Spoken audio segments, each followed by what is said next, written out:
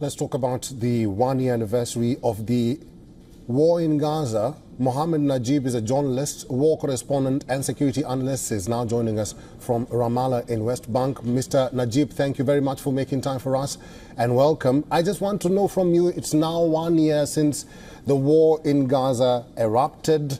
Are there lessons that have been learned and what challenges lie ahead? Yes, actually, a year after the Israeli war on the Gaza Strip in October 23, the humanitarian situation in Gaza has become catastrophic. The population suffers from severe shortage of essential food, water, and medicine.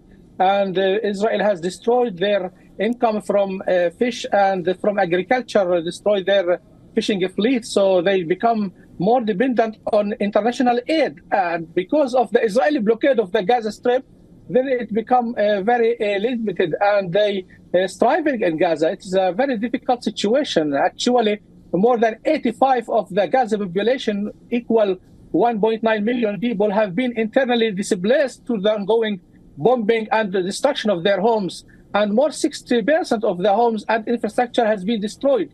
So this making the living condition in Gaza impossible. Mr. Najib, even as the anniversary is marked, that has not stopped raining bombs on Gaza. The carnage continues and the protests are doubling each time. What message is the Palestinian Authority sending out to the world and Israel as the anniversary approaches?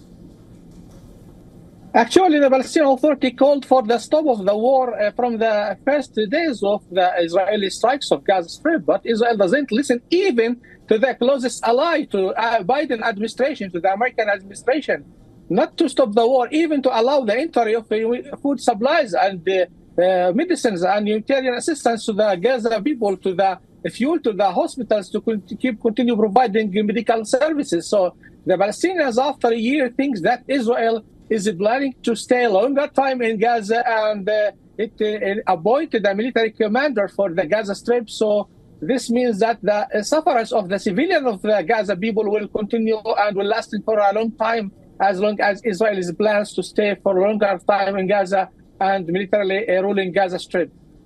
Mr. Najib, finally, there are now new war fronts. We are talking about Lebanon and we are talking about Iran. Will Israel manage to defend itself fighting on all borders? It's fighting in the north, it's fighting in the south, it's fighting literally everywhere. Your views? Actually, the recommendation of the Israeli Defense Forces, the IDF, and chiefs of security services told the Israeli Prime Minister Benjamin Netanyahu that Israel has accomplished the target in Gaza. It destroyed Hamas and its military arsenal, and he can stop the war in Gaza. But many believe that the Israelis want to continue that for political reasons, not because defending Israel and from a threat from Gaza. I don't think there is a threat from Gaza against Israel at this time, after a year of destruction and killing of people, and thousands of Hamas have been killed and their arsenal of rockets destroyed.